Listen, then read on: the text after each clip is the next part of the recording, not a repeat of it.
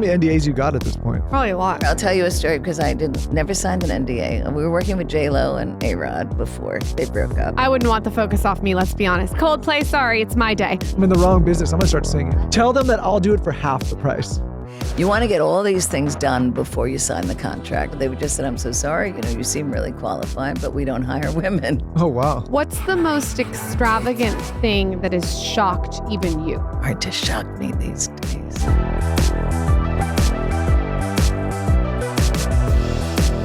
Michael and I were having a conversation with a guest the other day about what to do if you get sat next to the boar. Right. And Mark Moulet was giving us some tips. Do you have any tips if you get sat next to the boar? Mark usually changes his place card, but I don't recommend. That's what he did at my wedding. Well, I got sat. 12 people. I was like, you can't do that. He's maneuvering. He just moved his seat. He just moved his seat. I like that tactic. I got sat next to you at a dinner party, and you were certainly not a bore. I was very excited to be seated next to you. That. We went to Mark and Keith, our mutual friends' dinner party. It was absolutely beautiful. He was doing prompts across the table, and the tablescape was so beautiful. And then I heard that your name was Marcy Blum, and I had heard about you through everyone who has ever had a magnificent wedding. So welcome to the show. Thank you. I'm really excited to be here. Seriously excited. We're excited to have you. Give us a little background about how you even started to dip your toe into events. Okay, well, I'll try to make it as succinct as possible. I was living on a commune in 1970, as one did, right? After Woodstock with 16 of my friends, but we were all like 16 years old, so we were planting vegetables upside down. All these New York kids moved to Vermont, planted carrots upside down, and things weren't doing very well. And when that broke apart, I had no plan for my life in the future, so I sort of went and sat in my parents' apartment. After not talking to them for years, I went back and sat in my parents' apartment and watched Let's Make a Deal until I felt better. And I wound up going to Le Cordon Bleu in Paris. My brother was living there, and they said, why don't you love to cook? My mother was a great cook and a great hostess. So I went to Le Cordon Bleu, and I was thinking about this morning when I was thinking of talking to both of you about, there's not necessarily only one passion in your life. They always say to you, find your passion. Acting was my first passion, and then I didn't want to wait on tables the rest of my life, and cooking food gave me my life back, I really felt. So I was like, oh, there is something else. So I went to Cordon Bleu, and I took all these housewife cooking classes in New York, and the Culinary Institute of America started accepting women, and they accepted me. And I was one of the 50 women in the first graduating class, which was hilarious. 2,000 men and us in Poughkeepsie. It was kind of wonderful. It was like being Elle McPherson. I go out with anybody. Why, just to go back for a second, did you not talk to your parents when you were on the commune? Can you not talk to anyone? It was like, no. It was our friends. It was, all of us. It was 1969, 1970. They were the other. Life was crazy. We were, marching against Vietnam, going to concerts, and it was just, all our parents felt like their kids were abducted. What is it like to live on a commune? That's pretty funny. I mean, because we were totally unprepared. We just figured we'd get out of New York. I had graduated Performing Arts High School as an actress. My friends had all gone to music and art. We were all New York kids, and we were like, this will be fun. So we put down $5,000 and bought a farm up there and had no idea what we were doing. So as you can imagine. What happened to the rest of the group? Well, most of us are still friends. One is a doctor. The other is a rather famous studio musician. And then some people didn't make it, But that's, yeah. So when you graduated with a degree in culinary arts, did you apply that to restaurants or did you use it for something else? So I went to, in those days, which will be amazing for you to hear, I applied to every really fabulous restaurant in New York. And in those days, you could say it out loud. They would just say, I'm so sorry, you seem really qualified, but we don't hire women. Oh, wow. And then even if I have just letters. Straight up like that. Straight up like that. Now they may think it, but they're not. Yeah. So, I mean, Lou Tess, and they're all like, well, you seem lovely. So I got a job. I was a sous chef at a golf club in Scarsdale. I worked at Maxwell's Plum. I don't know if you've ever heard of Maxwell's Plum. I was the only woman in the kitchen. And I worked at all these places, and I was like, I don't really like this. But I couldn't figure out what I wanted to do. And then this lovely man who's now my ex-husband, but wasn't, he was just my boss then. He was a friend of my brother's, and we had mutual friends, and he was opening a bunch of restaurants, and he hired me as a consultant. And so that's sort of how That's the what tumbleweed of event planning happened. So then I was doing all the banquets in all the restaurants. We had 6 restaurants, big ones. So there were lots of parties. And I was like, oh, this is fun and easy. Ha, ha, ha. Ha, ha, ha, ha. You know, as everything looks so easy in your 20s. I was, oh, piece of cake. So people started asking me if I could do events outside of the restaurants. I was like, sure, I could do anything. So what is your first big break that you remember where you were like, holy shit, this is taking off. This is major. This is so funny, talk about synchronicity. I got on the plane this morning from New York, and I'm sitting in the first row, 1B, so I had to put all my stuff On up top. You can't, they don't let you put it down. No, can't put it. So this guy gets in next to me. Really, I couldn't believe this. I told him this. He's wearing a baseball cap and a big mask, not a clue. Puts all his stuff up, sits down. About halfway through the flight here, he takes off the cap and mask because he's reading, and it's Kevin Bacon, who was my first big client. And I was Really? like, hello. He goes, oh, fuck, Marcy. What was Kevin Bacon doing coming to Austin? He was doing he's filming down here. There's more of that happening here now. Yeah, so That's I was cool. like, he was like, oh, I'm sorry. I was like, I didn't recognize you. It was so fun. That was my first big break, really. So He and does Kira. Kevin call you? Does Kira call you? Do their people call you? How does it work? This was 1988, Okay. okay? So he had just done Footloose. He wasn't, he was a starish.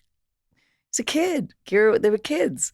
And somebody introduced, I know, believe it or Kevin used to live with Tracy Pollan. I don't know if you knew that. They were boyfriend and girlfriend for a long time.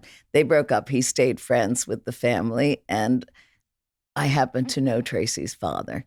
And he said, I have someone for you to work with. And that's how it happened. And then from there you sort of become branded as the celebrity wedding planner, or did how did that work? It definitely took a while. I mean, Katie Lee and Billy Joel was maybe 10 years after that, intermittently. Slow build. So when you started, when you were just getting into this, how did you even know how to do this? Or was it just trial and error and you tried? But I didn't know. I didn't know, I was so much older then. I'm younger than that now, right? I was like, when I think back at people who hired me, I'd be like, oh, geez. God, those poor people, but they didn't know anything either. So now everyone knows everything. What does it take to work with Marcy Blum? And be brutally honest. Like for you to take a client right now, it's like getting into Fort Knox. Throw money at me. Is it really money? Is that what it is? No, that's very kind of you to say. No, we are selective. It has, here's the issue. It's not just the money. It's realistic expectations vis-a-vis the budget. So if you come to me and say, I saw LeBron and Savannah's wedding on your website, and I have 500,000, I was like, it's not going to happen. And don't shoot the messenger. I'm just telling you. And I'm always like, I couldn't afford me. That's not what we're talking about. If you're willing to do something much more manageable, I'm happy to work with you. So, what's the most extravagant thing that has shocked even you? hard to shock me these days. Huh? So what was the thing that shocked you to your core? What's always shocking people, perhaps even you, very sophisticated people. Oh, yeah. The price of headliners. Oh, like for people to come perform. $1 million. Oh, that doesn't surprise me. Right? It depends who it is. Much more. Yeah, it depends. So here, I'll Think tell about you who a it is. story because I never signed an NDA. We were working with J-Lo and A-Rod before they broke up. And we're going through a list of musicians. And she goes, what about Bruno Mars? I said, we just worked with him and he's 5. Don't be ridiculous. I said, I'm telling you. $1 million. 5 million. Just plus, to perform for the night. Plus the night. You get 45 minutes, you get an hour. Yeah. Holy shit. And when I'm these in the wrong business. I'm going to start singing. I always say that. Please don't. When the musicians... Carson, go give me a mic. I'm going to start. Marcy, you can rep me. No. You look like. Tell them that I'll do it for half the No. price. I'll tell them. Okay. When the musicians show up to a wedding and there's already so much pressure and the bride is stressed and And the musician is then a diva, which I'm sure has happened. How do you finesse it? We always make it very clear as much as possible. First of all, I have a large team. They don't all work for me full time, but I have someone who's an entertainment person who comes on all our gigs. And their job is to get the green room in order. So if someone really only drinks Sprite or Diet Sprite or whatever, we don't mess with it. So we don't give them an excuse to be obnoxious in the first place. We're like, here we go. And here's someone who's going to handhold you and da-da-da. And then you would never have a headliner as, if you were sane, as the regular entertainment. No one wants to do their first dance. Or maybe they do, but they shouldn't, to Coldplay or something. That's just dumb. You know, what you want is you want a band, and maybe a DJ, and then you want like a 45 minutes of Chris Martin or Elton John or whomever you want, because otherwise it's all about them. It's in my opinion, not the way you want to do a party. You mean it becomes about the person that's headlining and it takes the focus off the couple? I wouldn't want the focus off me, let's be honest. I would do Coldplay, sorry, it's my day. We just did a 60th birthday for a dear client of ours, and they got Elton. And it was just 100 people. And they're such lovely people. They actually invited my husband to come up to Cape Cod to attend the concert. That's cool. And that really is the crux of the whole thing. They were giving a gift to their friends. They knew their friends would get such a kick out of it. And it was really heartwarming, amazing. But what are Marcy Blum no-nos? And be very detailed when it comes to a party. What are things that it's gonna be a fucking nightmare if it happens? Yeah, I mean, I think let's talk about regular parties for regular people. Okay, right? Someone who's not spending $5 million. On a headliner. But someone who's having a dinner party in their house. Yep. Not having a place to put your coat drives me insane. So you have to go throw your coat on the bed like it's grandma's house. Right? That already she's great on a mic. Yeah, terrible. So that's the first thing. Not having a drink when you walk in. And I don't care if you're drinking alcohol or not, something in your hand. Hi, I'm happy to see you. And people like to hold something too. Yeah, some people exactly. They need an anchor. That's exact. Take their coat, put it somewhere, and give them something to drink. And then on top of that, not everybody knows everybody. People, this isn't about you. This is about your guests. That's the point. Introduce people. Come up with, Mark is a perfect example of someone who's brilliant at that. Oh, our friend Mark. Hello, Mark. I know you're listening to this one. He is one of the best hosts. Oh, unbelievable. He'll drag me. Because didn't you say that you used to read blah, blah and introduce me? He's, really smart and yeah, I feel like when we met you, he made it so seamless. Like right away, we were all just getting along. He's really good at that. And that's the essence of my business, and it's probably the essence of his business, and certainly your business. You have to like people. Yep. You have to essentially like people until they prove otherwise. Mm-hmm. Yeah, for sure. So I go in, I'm thinking, this is going to be fun. I like these people. What can I do to make them happy? What are other little weird no-nos? Not having hand towels in the bathroom. Not having enough toilet paper, so your guests have to come out and ask for toilet paper. Mortifying, right? There should be stacks everywhere, right? Having a playlist, so you're not having to run. Oh my God, it's not working. Everything, so your guests are not hysterically nervous. If you are, even and these are all things that are very cost-effective things to do. Very cost-effective. I'm a big proponent of place cards. I think it shows that you care. I just finished Ina Garner's book, and she said her first dinner party, she planned this whole beautiful, huge, 5-course meal, and she invited all these people who didn't know each other. But the problem was she was cooking in the kitchen.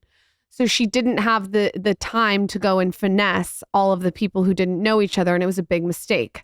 And that makes total sense. If you're in the kitchen cooking, how are you supposed to host? It's hard to do both. You can't do both. And I learned that because, I'm not a great chef. I'm a good home cook.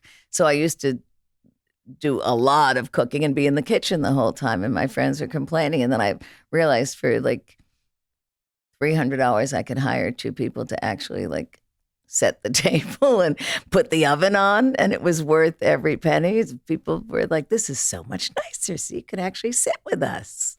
When you do weddings or parties, is there a number you feel becomes too big to manage or kind of ruins the vibe? But we had a very small wedding, so we don't know. We had 55 people. But is there a number you like to have? I mean, for a destination wedding, which you may know are very, very popular now. Yep. I think although it's hard to get there, I think anything over 125 is really rough. I mean, Annie and Jeff's wedding, we were talking about, was a lovely wedding in Amalfi. It's 100 people is just the right amount.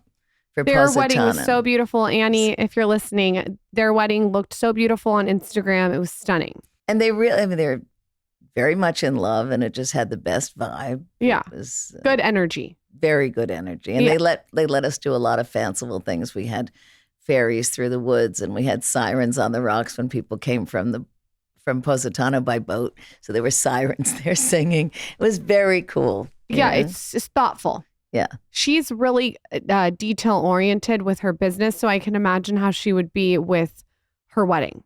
Very, very much so. And again, one of those people like yourself who's never unkind or disrespectful, so she gets the best out of everybody. What do you do when you have Bridezilla? And I am sure you could write a book on it. I wish it were the brides. Most often I always go to the Grumenstein. You know, really? Really? They're getting like cuckoo. Well, here's it's too much soy milk. Go on. But maybe that's it. Yeah, it's too much soy milk. Go because here's what's going on. Often, let's say it's the bride's parents, often, who are paying for the wedding. And the grooms now feel it is their responsibility to say, oh, that's too expensive. So the bride's parents think that they're not marrying her for the money, right? So they're giving me a hard time, and it's not even their money. And it's what the bride wants. I was like, why are you torturing me? It's not your money. Nobody cares. You're not proving a point. Just go away. And also, just no one cares about your opinion. No offense. I literally did not take your opinion into account for you get one to do speck the of flight. You get to do the music list. I paid for our wedding. Of course. No, we. No, doesn't I matter. at the time paid before we were married. I've paid you back, bitch. You sure did. Anyway, you paid me back, but let's not. But that's they usually want to talk about, again, not to be sexist, the music and if anything, the wine, which is fine. They can have that.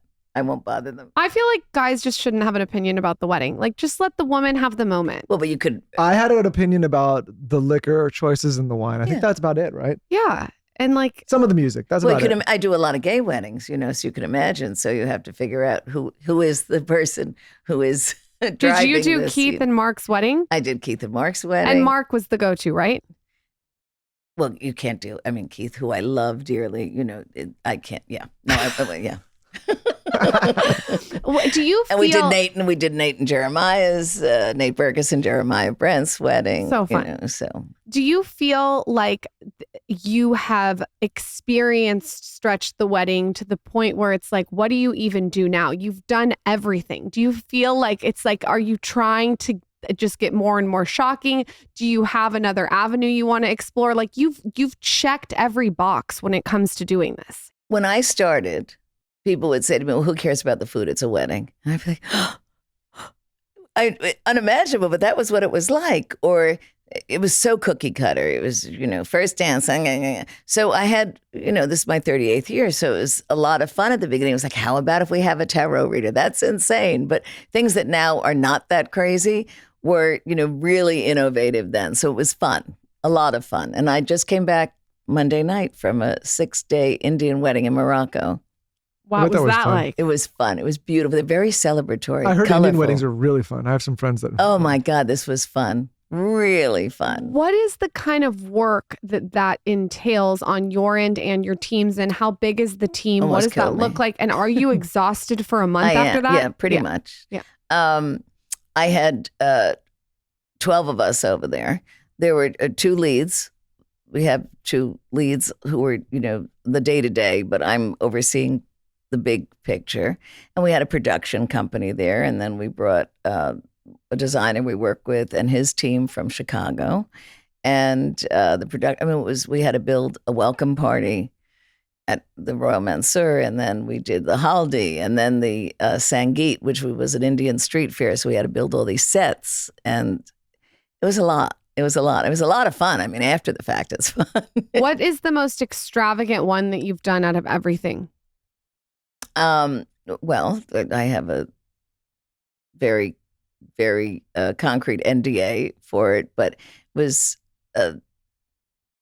upstate New York, and we were there for 3 months. We built all these tents. Whoa. And It was really pretty amazing. We put in real bathrooms and an inlaid floor, and it was fabulous. What do you do with it after? Bye-bye. We try to recycle, of course. I have a tree I have a little townhouse in Brooklyn. Mm-hmm. I have a tree in our garden that is from Nate and Jeremiah's wedding that was on the aisle, and now it's like 8 feet tall. So try to do that. What are some cool touches like that you've seen people do for events or weddings that are maybe approachable to anyone? I think it's really all about your people feeling that you really want them there. Yeah. I went to a fundraiser yesterday at the Plaza, and a dear friend of mine for 30 years she's the CEO of the catering company in the Plaza. And I sat down at this very fancy table, all these very fancy people, and there was a lipstick kiss on my place card. And I knew that there was the only person in this whole corporate room who would have done that. It almost made me cry. So I think it's things like that, a note or a photo or something under the place card. Do you remember when you and I did this? They just want to feel that you want them there personally. When it comes to planning weddings for just, anyone that wants to, what are some things you would caution people against, or some things you would tell them to stay away from that are just typical in weddings that turn out to be nightmares? I think I would spend much more money, if my budget, on staff than I would on flowers. You could have the most beautiful room in the world, and if you walk in and it's, nothing, there's a line at the bar, or the food is cold, or you're a vegetarian, no one remembered. I always say it's like bringing, Brad Pitt or Angelina Jolie home and they just lie there,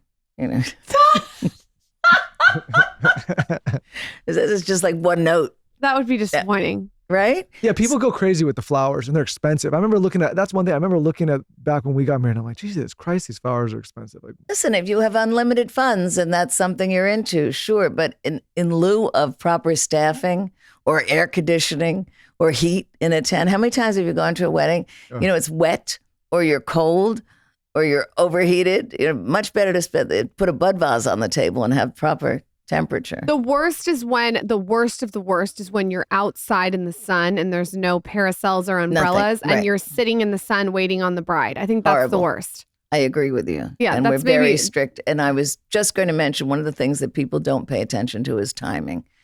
For a destination wedding, for example, if people have been together 3 days, the cocktail hour on the wedding night doesn't need to be an hour. They've already said everything they're going to say to each other. You can have like one drink and let's sit down. Right. Yeah. It's just... That is what's hard about destination weddings, is it's a little long in the tooth. For sure. With how you have to keep having the same conversation with the same people. I agree with you. Well, the reason we kept ours so small for destination is I did really feel bad about making people travel. We just went to Cabo, which was like 2 hours. Right. Most of the people that you want to give them a bit of a vacation. Yeah, so like you want to do a lot of that stuff. But I think if you're going to have a bunch of people or like extended family or kind of like acquaintances, you better have that thing dialed in, because people are taking a lot of their time and money. Absolutely. And I like to give people, let's say, 4 different excursions that the group could take, rather than, it's not sleepaway camp. Everyone doesn't have to get on the bus together. These are like adults. Yeah. Mm-hmm. So that there's nothing to talk about. At least if people are going to 4 different places, you have something to say over dinner. Oh, we went to the caves, or we went to a wine tasting, or whatever. Some conversation that, rather than, isn't the bride pretty? What do you do when someone gets too drunk? Is there like a Marcy Blum security situation that we just get rid of them? Yeah, just throw them out the back. Take them out down the excursion, throw them in the porta potty. It depends how savvy they are. Usually we just start pouring water, but some of them notice. So what do you do if there's like get them back to the room? I mean, destination, or just like take them to another room. I had somebody, where the hell was this? Where could I? Oh, they broke the glass at a hotel. They were like, they pounded on the glass and they broke it. And, we had to take footage. Like a door. Like a solid glass pane. Oh, geez. Yeah, which is expensive. It's probably like 40, 50 grand, and have to take photos, send the bill to the room the next day. That's not possible. Here's the photo. That's not fun. That's not fun for anyone. That's horrible. And usually it's the kids, because they've never seen an open bar before where it's free. So the people who are just like, oh, you mean we can have all the tequila we want? Right. So you have to say that there will be tequila tomorrow. What are your tips on how to do a tablescape? Mark's tablescape that he had when we were over, I was just so distracted by the details. I just love all that. And he did a really good job with that. What are some things about how to put together? Like I'm doing like Christmas Eve at my house. Ooh, how many people? I'm only doing 7, and I got a chef, but I want the table Just to be family. super Instagrammy. Like I want like the runner and all the stuff. What can I buy? Well, I would do something that wouldn't ordinarily be on a table. Okay. Like Christmas ornaments. Cute. Or, Cute. you know, things like that you might hang on a tree. Even lights. You know, you can drape the twinkle lights down the center of the table and disguise the wire. So it does, you know, maybe it'll be reminiscent of a tree down the table, you know, rather than flowers or holly or. Is there any china that we should invest in, or like linens that you like? Mark was sending me these hand blown cups by this artist that has like pinks and purples and stuff. Is there any like things that you love? I mean, I brought back from this wedding that we were talking about, I brought back 250 place settings from Puglia, this pottery. It was so gorgeous. I'll send you some sites. There's a whole bunch of, especially if it's 7 or 10 people, anything's affordable. You know, that's what I'm thinking. Like, I want to start building. This is weird, and you'll relate to this, and so will Mark, but I don't know. I want to start building my collection of like tablescapes to be able to put together with different tones. I'm really into like laying a table. Good. I can't wait. I'll come over and help you. I love need that. help. That's going to be my next job. All right. We'll come do like in-house tablescaping. You think that you could go from these mass productions to just tablescapes? Oh, yes, in a second.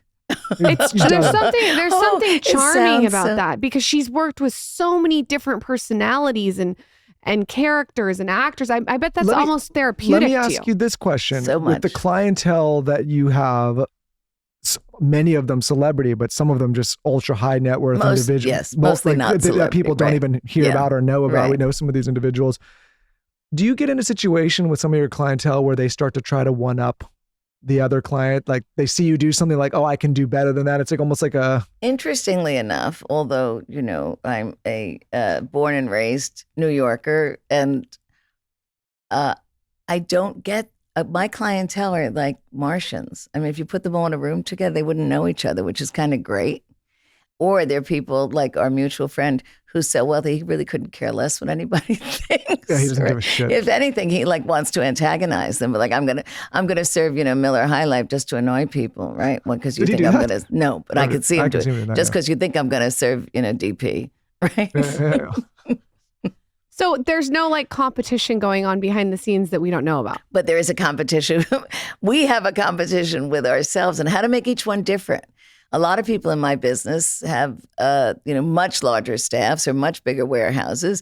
They have to make money. They have to recycle stuff. We start from scratch every time. Like, what if someone comes to you and says, hey, I saw so-and-so do this. I want to do the same thing. Are you like, I don't want to do that? Yeah. I mean, I'll say I understand what you like about it. I want to take elements of it, but we don't copy people's work. I mean, we plagiarize a little. I would be lying if I said, you know, I look at good ideas all the time, but I don't want to do. It's not interesting for me. And how do you, this is just like, maybe this is like a niche question that won't be applicable to a lot of people, but how do you deal with a lot of the hotel properties if you're going to go use a hotel? And how do you manage? Because I imagine our mutual friend that we're talking about, he shut down an entire hotel during a very high season. Right. I couldn't even go. No, I'm just kidding. Yeah. But I imagine that is a big conversation with the property. And I just was curious about what that looks like. And you have to make deals, and you also have to be, I mean, Morocco, perfect example. It's not easy. And it's all men. And my team is almost all women. So, and we took them all out for dinner the night after the wedding, and they were so complimentary, and they all wrote me and said, please come back, because we bend over backwards to be respectful and nice, and to not say, you know, you don't know what you're doing. This is how we like to do it. You know, it's real diplomacy. And so but the same thing if we're working in the States. Now, of course, some of the hotels are union. In the banquet department, there's nothing you can do about it. I mean, they'll just, like, tough. If someone's planning a wedding right now and they're listening, how do you conceptualize it? Like, what are the first steps that you have someone take? Are they going on Pinterest? Are you screenshotting on Instagram? What does it look like? Do they have to have their budget first? What is the whole like Marcy Blum list?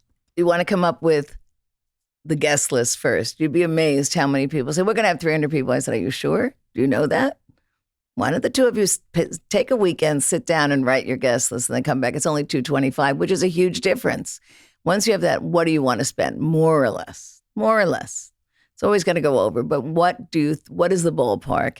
And then what month and where in the world? What's the best month to get married? You know, well, there's nothing anymore. I mean, the best month is probably February because no one's doing it. But September September's more popular than June. What's the worst month?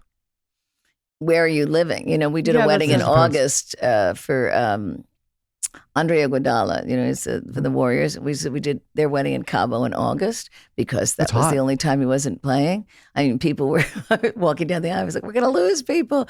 I mean, they were just, it was hot. You know, it was really hot. So after they have the guest list, then what?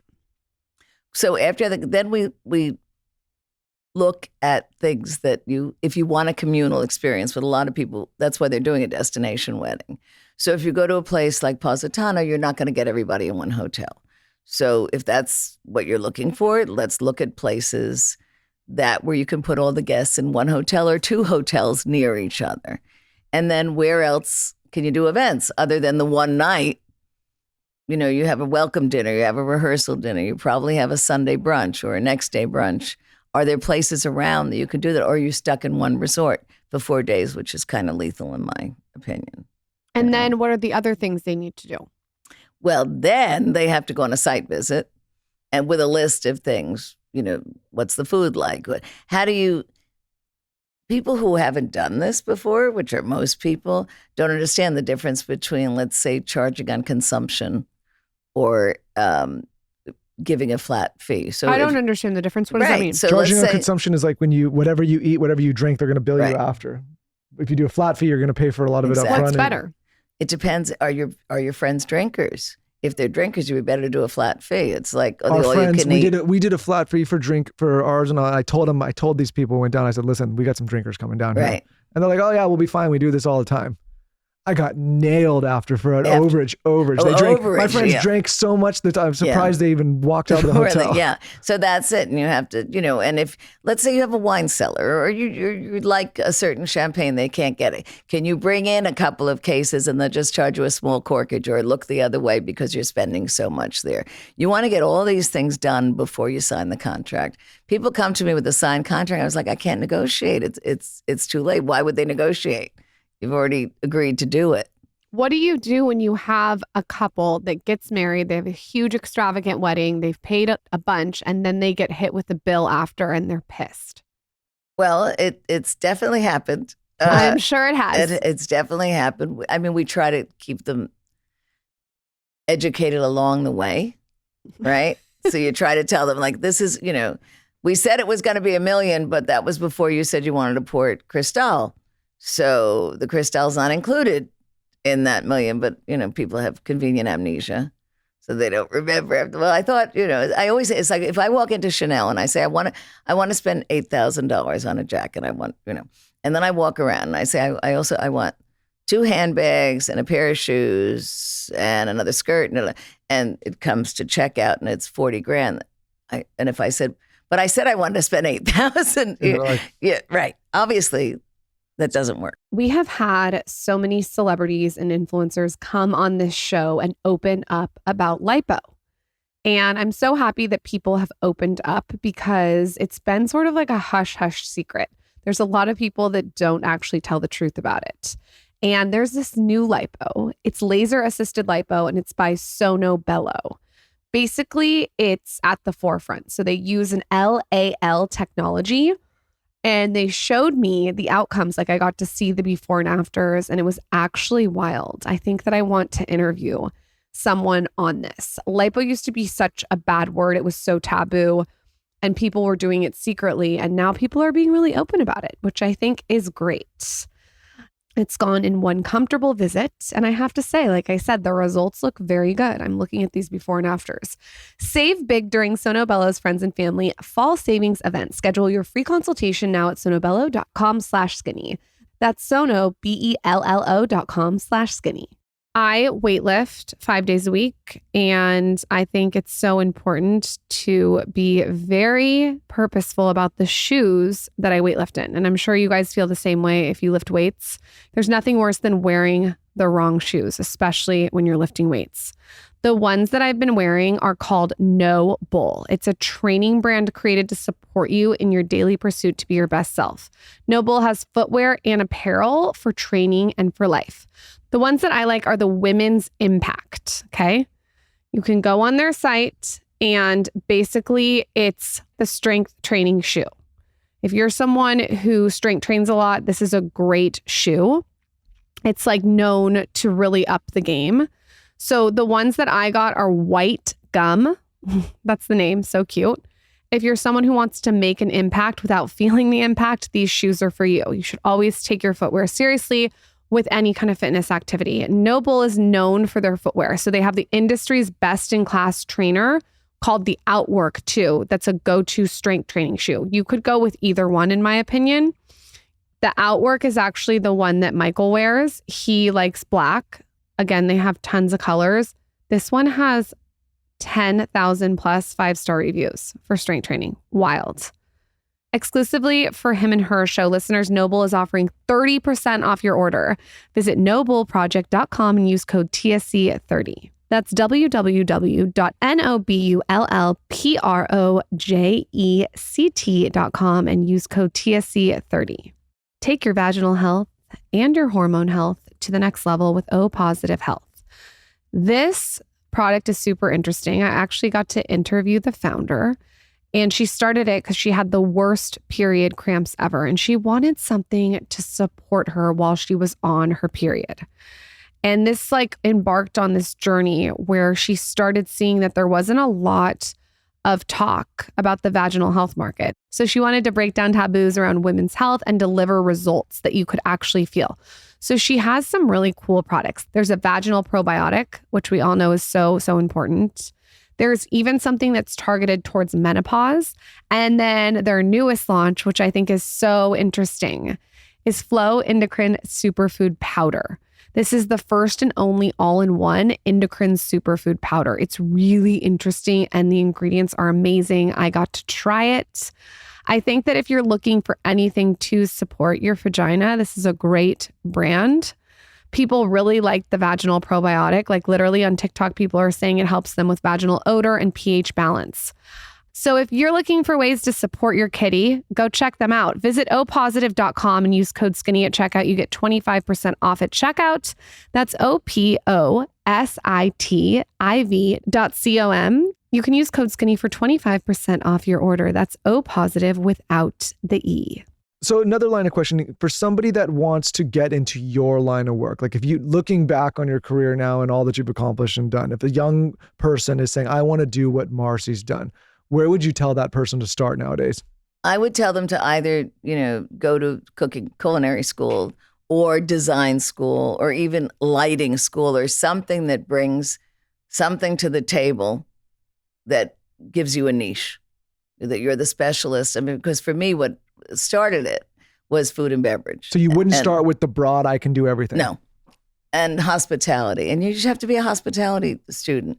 And not a lot of the kids who come in the planettes, as I call them, are like, I know how to make pretty things. I was like, nobody cares, because nobody cares. That's like the least of it. And if you can make pretty things for Instagram, it doesn't mean you can make 30 pretty tables for 300 people. I also think it requires an effortlessness to be presented, meaning a good event is so gnarly and strategic and planned, but it looks effortless from the outside. One of my clients calls it sprezzatura. Have you ever heard that? I'm just reading about that in Jackie Kennedy's book. Really? Wow, you read a lot, don't you?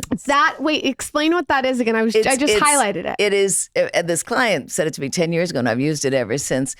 there was a lot of work behind the scenes, but it looks absolutely insouciant. Like it just looks effortless. Like everything just fell on the table like that perfectly. That's exactly what if I like was looking through my own perspective of what makes a great event is it's all natural and it's supposed to be this way. Right. I think that's everything though. It's kind of like when I wake up in the morning and you turn over and you're like, wow, she's so naturally beautiful and you just can't believe it. Like that's the energy of a party. Who is it? Charlotte Tilbury says she never takes her makeup off at night because she wants her husband to see in the morning when she wakes up that she looks like I definitely take my makeup off. I'm sorry about that for you. Tell us about the celebrity weddings that you can talk about. Give us the ones that some are your favorite. I know there's a lot of NDAs going on, but which ones can you tell us about? How many NDAs you got at this point? Probably a lot. Well, now, the bar mitzvah boy sends you an NDA. It's like, Shlomo, nobody cares. I mean, LeBron and Savannah's wedding was great fun because all the guys were they won that year, so everyone was really in a great mood, and they're all friends. Or they were all friends. It's now 11 years ago. Mm-hmm. So they did like a whole Soul Train line, and it was really fun to watch, and I got such a big kick out of it. And then my team knew who everybody was. I had no idea. I was like, who are those really tall people? But who else? I mean, let me think who else was a lot of fun. The Love Wedding was beautiful. The Love Wedding was fun. And Adele was there, and Rich Paul, who she's now engaged to, which I'm working on getting that wedding just in case anyone's listening. Shameless listeners, so they'll hear this. Shameless, I'm sure. Yeah. So that was fun. I mean, Mario Carbone was there. There was a lot of food people there, and they're all the New Yorkers. That was really, really fun. We've done a great 60th birthday party for someone in Amalfi, and that was when we do parties that are small enough, like 50 people or something that get hired, we can actually act as a full service concierge, like get people's shoe sizes and what they like to eat. So, but again, without making it we don't send a questionnaire, we're sort of like undercover agents. So when they get there, like, how do they know I only drink Diet Dr. Pepper or whatever, things like that. And that is a real fun. I'm going to put this out into the ether. I'd like a surprise party that I'm involved in planning. What? That's not fun. Well, she won't know when or where exactly. I won't know when or where. Yeah. I will help plan the details with Marcy, and you can coordinate it. So save up, make a savings account at Wells Fargo. What's the occasion? I would not do it at Wells Fargo. Okay. But what's the occasion? Funny. The occasion is a birthday that I have in the future. Mm-hmm. That you work with Marcy, that I micromanage. Her 70th. No, not my 70th. To wheel me in. No, right? I don't want to be on one of those wheels. I could be on my third husband by then. Let's focus on today. I would like a surprise party planned, and I don't know when it's going to be. And I walk in, I'll be genuinely surprised. Okay. And you could work on that for me. We should just do a party just to do a party. Just do a party. Yeah. I'll come and do the tablescapes. It'll be great. I'd like fun. a big party. Okay. Well, I'm not. I feel like I deserve it. I've known him since I was 12. About big parties, just unbelievable. How long have you been together? So long. Well, we got married. Well, we've been together since I was, like officially like got back together like 20 years old. So I'm almost 38. So it's 18 years. That's unbelievable. But we knew each other since we were 12. Since you were 12. I need we a were party. Together that whole time. I need a Marcy Blum party before I die. Okay. But I also want to be a part of planning it with her. No, I get it. Do you know what I mean? But I like to. I think if you do too big, what I think then it's like it's hard to say. It's hard to talk to people then. No, I don't want too big. I don't want too big. I just want just big enough. Yeah, just big enough. I think 50. That's just what I was thinking. Yeah, 50, 60 people is perfect. Yeah, save it on up. Put a little Bitcoin in the Marcy Blum. Whatever. You weren't at Mark and Keith's wedding. No, because I don't think you were friendly, or we didn't know them. Well, yet. Anyway, that was a surprise wedding, So that we only met Mark. Hold on, how was it a surprise wedding? Everyone thought it was Keith's 50th, which it was, but where was it held? At the Lobster Club in New York. It's part of the grill and the pool, So I had to put a platform in the middle of the room, and we put flowers on it, and then when it was time, we just moved the flowers, and it was Mark Consuelos was the officiant. So cute. So he just called them up, and people were like, "What's going on?" So cute. That's cool. I like that. It was cool. People were really happy. Out of all the weddings that you've planned, what has been your absolute favorite by far? And it could be something small or an event. Well, this wedding that I was talking about earlier, and I would have to say there really are, it's like your kids, which I don't have any, but I imagine if I did, you love things about each of them. Several. I mean, there's definitely been some I didn't love at all, and if I met the people, I'd cross the street. But few and far between. Tell us how you really feel. Few and far between, and it's been many years. As I get older, people seem to be so much more respectful. I don't know if they're worried I'm going to keel over or something, but they're much kinder to me than they were when I started. So this wedding I was talking about, we had Francis Melman. Do you know who that is? So he came and he built barbecues all over this property. It was a huge property, and then we had LCD Soundhouse was the band. Cool. And we had a late night, all different. And you moved from different tents to different experiences. So once you got, we had a seated dinner. And I built an open kitchen in the tent, which I've never been able to, so you could watch the chefs cooking. It was like a restaurant. It was really great fun. And then one we did in Jupiter for this wonderful couple, it was like a restaurant overlooking the water. So it sounds like you like to do the experimental stuff. Very much so. And people usually, if you want to get married at the plaza and have a seated dinner and, just more a traditional church wedding or something, you'd be spending too much to hire me. That'd be silly. What's the best location worldwide that you think? Like, do you think it's New York during what's your favorite? Because I love Amalfi. It's gotten so crowded. You can't. We did a nice wedding in Greece over the summer. I really love Montenegro, believe it or not. Montenegro's coming up. Yeah. I mean, it's been up, but we really did a fabulous wedding there at the Sveti Stefan before it closed down the first time. And now we did, and that was fun because we had a James Bond theme rehearsal dinner because the groom's a good friend and crazy. So we had Has any wedding ever broke up before they get married? Only one. Only one. And then when you look back on all the weddings you've done, are people divorced or are they still together? No, my stats are really good. That's what I said to Kevin today. I was like, you tell Kira, please, thank you so much because I still have you on the website because you are my poster children for a good wedding. You got to remove them off the site if they break up? Well, if it depends. Somewhat, if people are remarried, you can't have like Salman and Padma, for example. I did Salman Rushdie and Padma Lakshmi's wedding. I can't have them on the website. That would be a big wedding, I would think. It was quite something, and he still had the fatwa against him. The Muslim decree that they should kill him if they saw him. This episode is sponsored by cotton, the fabric of our lives.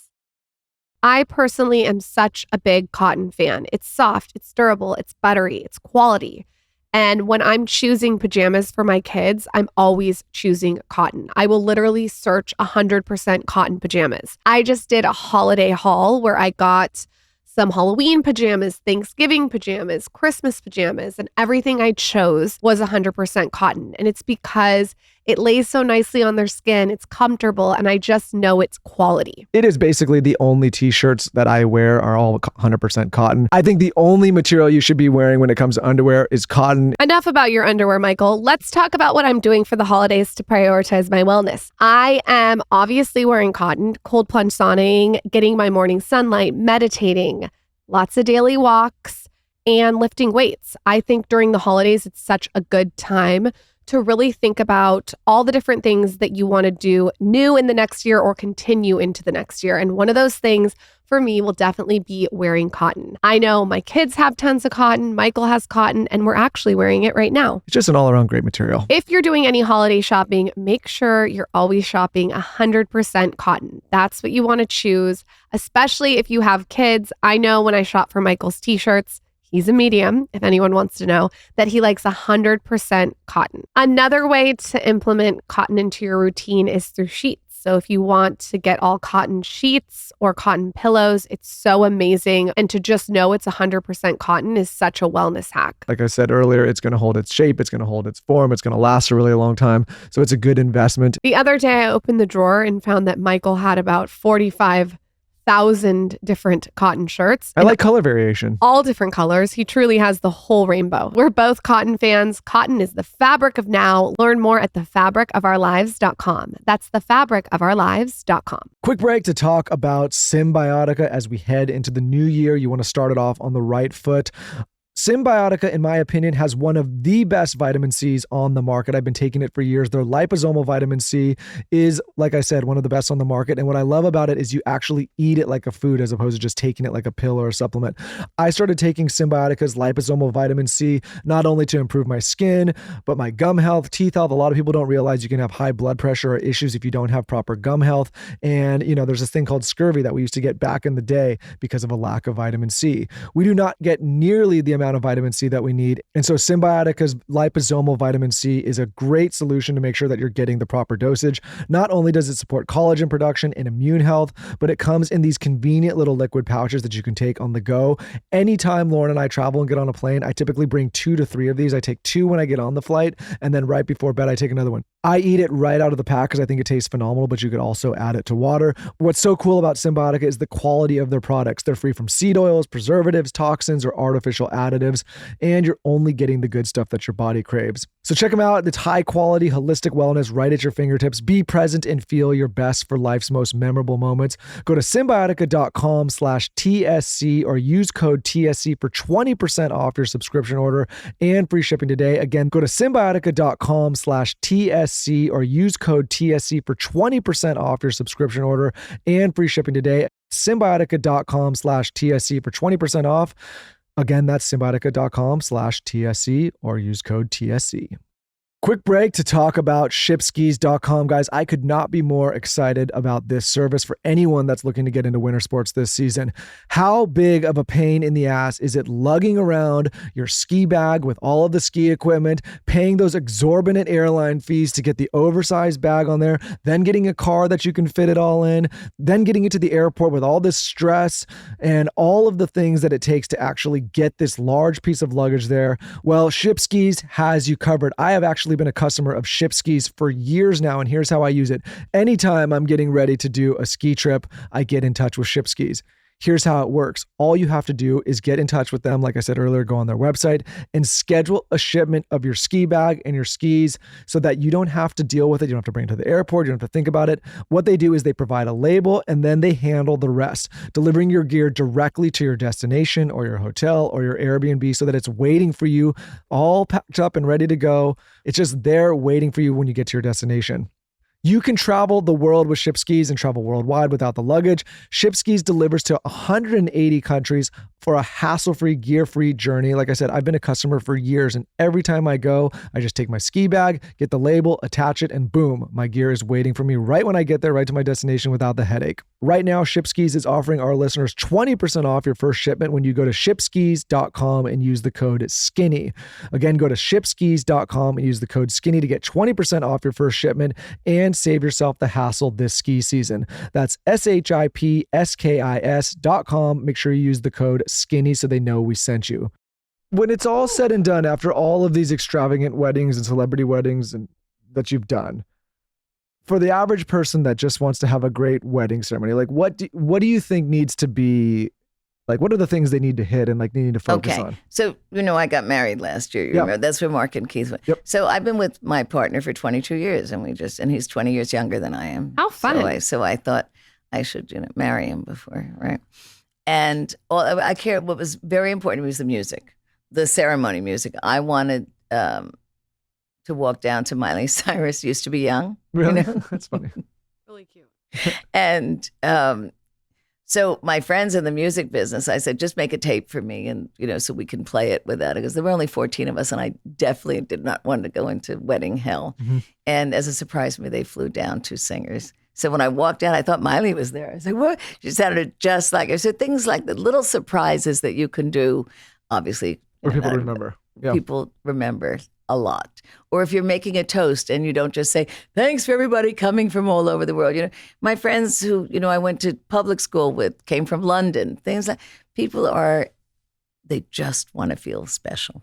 It sounds to me that you've sifted through what really works to refine your own wedding? Meaning, like, it sounds to me that the thing that I'm hearing across the board is you like a lot of personalization and intimacy. That's what I'm noticing out of all the things you've done. That seems to be what you think is important.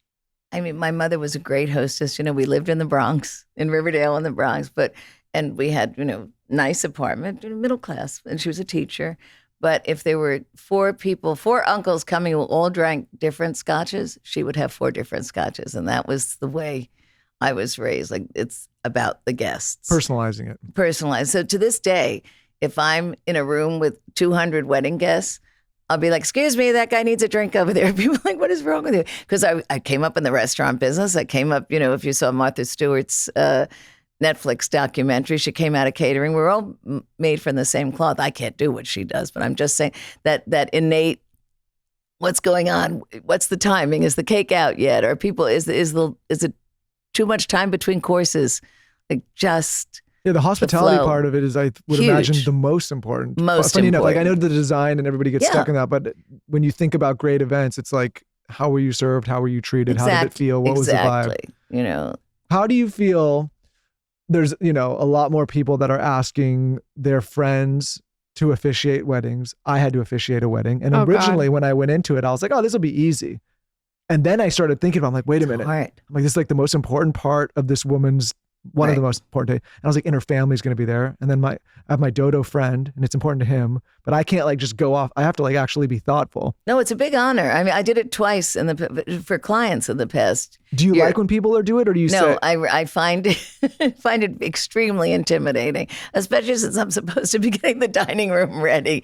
But I had an Indonesian client in Napa who they needed me. But these clients, we just did this. Oh, I think you know them, maybe. Yes. I do. In Oregon. Probably. This big wedding we did in Oregon. I think perhaps. Maybe. You know. Anyway, we did a 5,000 acres. They're not from Oregon. They just did it in Oregon? He spent summers there. They're from Malibu. Okay. I probably, yeah. Anyway, point was, they asked me to do it. They said, well, you know us so well. I said, so you're absolutely right. You have to go on a forensics hunt for like what's important. You just you don't want to get up there and just tell stupid jokes or be like, isn't this a beautiful ceremony? So it turned out these people, he's 40, he becomes self-made, very, very wealthy. And when he was a kid, he used to spend summers at his grandfather's house on this property. And there were a series of misfortunes. The grandfather went bankrupt, and then they had to get rid of the farm. And he said, as a 13-year-old, it was like a movie moment, I'm going to get rich and buy it back. And not only did he buy the farm back, he bought the other 6,000 acres around it. And that's where, on that place, that's where we had the ceremony. So that was easy for me. I was like, I'm just going to talk about that. Like, there won't be a dry eye in the house, and then I can be totally incoherent after that, which I So do you like was. when people ask people to do it, and do you think they should do it, or do you think they should shy away unless they're certain? I think if people are going to write their own vows, it's unnecessary to have, you know, you might as well have a straight up officiant, right? Because everyone repeats themselves. I mean, I hear like sometimes people write their own vows and the officiant has already said everything that's in their own vows. It just goes on forever. But if you're not going to write your own vows and you want this person to sort of be a vessel for what you want to say, but you're too shy or, you know, stage shy, that's a good idea. Do you think that everyone should get married? Oh boy. You know, I was married before. I was very worried about, I think everyone should have a wedding. Whether they get married or not. That's a good, that's actually like honestly a good tip. Yeah. Have a wedding. Have a wedding. You don't have to, I mean, I have 2 clients that I am convinced they never actually did it legally. And does anyone really care? I mean, it's kind of like Goldie and Kirk. Right. Kurt, they're like, they're forever. Cool. Yeah, right? it's cool. And it doesn't make, as you know, if someone wants to leave, that doesn't stop you. And it doesn't, I mean, it doesn't make a difference, right? But as I said, we were together 22 years and I had a big birthday and I was like, what do I want to do for my birthday? I know we'll get married. That's fun. Yeah. What is the biggest changes that you're seeing in the evolution of planning and weddings? Meaning, like, are you seeing things that are jumping the shark? Is it too much for a 2-year-old to have an $80,000 birthday? What are things Depends that who you hire. Yeah. I'm sorry. She's like, no, I was just like, sign here. Yeah. What are the things that you think are it's gauche? I think people, I have couples who go to sleep at 10 o'clock every night, and yet they're spending a fortune on an after party. I was like, why are you doing that? You don't want an after party. Someone told you somewhere you have to have an after party, and you couldn't care less. Don't do that, right? That's just dumb. Or a choreographed dance set when, they don't like dancing. They don't like being in front of people. They just, my favorite story about that was that J.J. Philbin and Michael Schur. J.J. Philbin is Regis's daughter, and Michael Schur wrote The Office, and they met on SNL. They were both writers on SNL, and neither one of them could dance many years ago. But they're both comedians. So we walked into the Pierre Hotel, and for the first dance, the lights went down and started playing Duran Duran, Hungry Like a Wolf, which is a fabulous first dance for a wedding. And we had this couple dressed in a wedding gown and a tuxedo, and they'll come out, and the lights are very dim. And he's throwing her all over the place, like between his legs, and they're doing pirouettes. And everyone in the room is like, what is going on? The lights come up, and they go, well, sorry, that wasn't us. And then they come out and do their first dance. Oh my God, that is so funny. That's very true to their personality, though. Wonderful. See, I like that because it feels personalized. It was hilarious. I think that's cute. It was cute. Do you think that there should be drama at every single wedding? No. Why? I like a little drama. Well, you have a good drama. I caused a little bit of a couple scenes. You know why? Everyone who talks about my wedding now is like, remember when you threw the banana at me? And it like there's all kinds of, it's a big story, but they remember the funny stories. You know what? They remember the trauma. the drama. I mean, I'm a drama queen. So there's always. So do I. I like, keep it feisty. When they move, yeah. But just a smidge. A smidge. Not, a smidge of drama. But again, to back what you asked me, I think people, this whole personalization thing, you don't have to name, 40 tables after the places that, you had dinner together and things like that. It just confuses people. They need to find a table number. Everyone's like, oh, Murray's Cheese Shop, where is my table? Like it's like it's people are doing things because they feel, it's incumbent upon them to do something so special, so unusual. Just make it that's unusual enough to have a lovely evening where you're not bored stiff. And my biggest thing is we get people up after the main course, and that, we usually don't do dancing during courses in between because I don't like it, and it's usually bad for the food and bad for the music. Go straight through 3 courses, do all the toasts, 2 courses, an hour and 20 minutes, an hour and 30 max, and then it's a party. Before you go, will you share a couple resources that you like for, let's say, like your favorite wedding dresses? Maybe you could do high and low. Your favorite wedding cakes, your favorite, I don't know, any little like Marcy Blum secrets.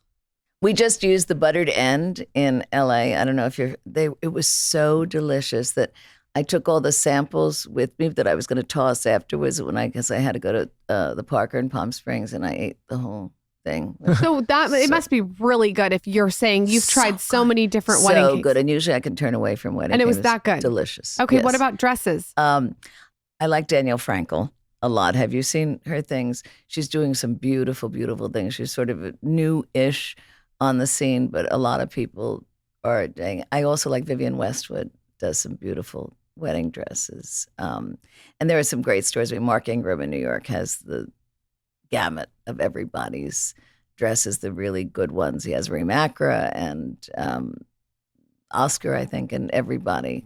I forgot to ask you one of the most important questions. What can we not do to outstage or outdo the bride? Like, are we not allowed to wear cream? What are the rules around gay weddings, I always wear cream because I have a couple of cream dresses. I'm like, they don't care. They don't care. Yeah, that's fine. Right? So what can you not do?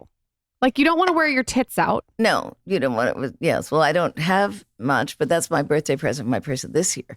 Uh-huh. But if I did, I wouldn't wear them out at the wedding. What are you the don't things want to you wear can't... a big ostentatious hat or something that calls attention. I mean, there was this girl yesterday at this fundraiser who was wearing like a full-on red velvet jumpsuit in the middle of this. It was absurd. Like, you don't want to wear anything that calls attention to you.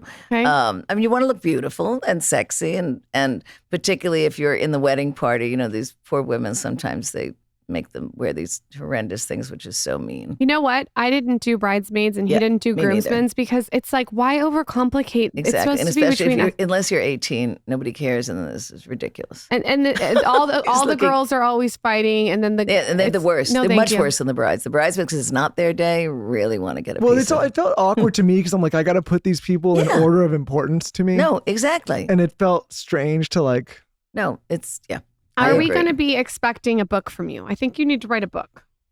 I'm considering it. Tell me, give me, okay, towards the end, yes, when you're like, I got, like, I'm done. you're done. At the end, no, when I mean like towards the real end. Do an entertaining Martha You break Stewart, but for all, weddings. you break all the NDAs and you release, And just you write- release the Okay. book. That's Or the you juicy could book. do it as like, you could just call the book Wedding Planner, and it could just be anonymous. And you could use fake Like names. there's this guy, the book's called Waiter, and it's Oh, by someone, yes, it's yes. such a good book. Good. And he just writes all the shit, but Everything. you don't know who it's by. It's a good idea. To call it Wedding Planner, but we also would like a book that's like entertaining for weddings, and you give us all your secrets. Okay, we'll do that too. Yeah. Fine. Okay. Let's do it. And a show. yeah. So I have to go because And I a have to TV start show. writing. No, I'm teasing. I was like, and a TV show. And a TV Anything show. else you're going to, my Sorry. fairy god people? I mean, And I'll you're come to great you. on a mic, Well, I have to say. I was not kidding. I don't know Really how you great. haven't had a TV show at this because you see all these kind of different shows She's around busy. these kind of things. No, there was an article in the Atlantic. My girlfriend wrote 6 months ago in the Atlantic, which was very funny because she used to be a wedding planner. Now she's a best-selling author. And the opening sentence was, on Sunday, wedding planners pray, not because they're particularly religious, but they're waiting to hear the complaints from the night before. Is that true? Is there That's what always happened? complaints? Well, no, sometimes you get nice calls, but there's usually, my grandmother, left her flask that, she swam from Germany with, and we can't, I'm sure you've it's heard the it all. most important thing that's ever happened. Even though the wedding was fabulous, but you can't find that flask, things like that. It's like a pepper and a. Yeah. So they're trying to do a TV show around that article, but which is possible. We'll You would see. be great. Marcy, where can everyone DM you, ask you questions, book with you? Please DM me. I answer all my DMs. It's Marcy Blum, MarcyBlum on Instagram.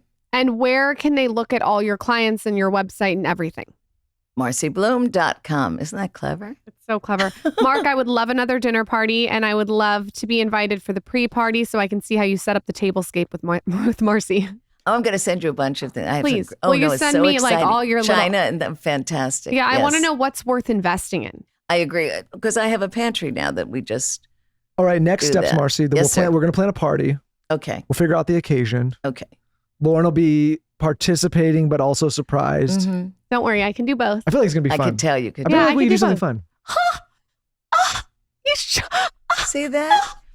He loves you. You did not. Thank you, Marcy. You're the best. Thank you. Thank Thank you, you so Marcy. much.